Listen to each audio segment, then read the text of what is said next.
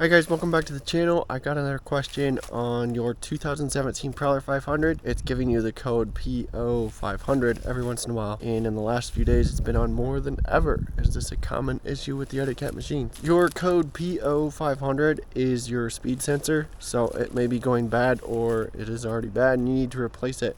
And I have a video on how to do just that. You can check it out up here, and how to replace your speed sensor. Maybe that you have some broken wires going to your speed sensor. I know that these speed sensors can get cracked pretty easily. It seems like that is a common issue of just the plug itself getting cracked, or it may just be the speed sensor itself has gone bad. The plug getting cracked is probably the most common issue, but your speed sensor can go bad, so that is also something you can check.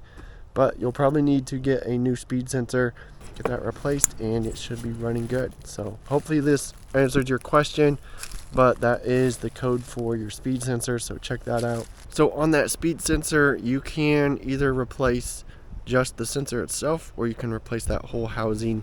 You've got those two screws that are holding it there to the engine, or if it's just the sensor plug, you can just get that one screw underneath and just replace the plug on the speed sensor itself. So if you have any more questions, be sure to comment below.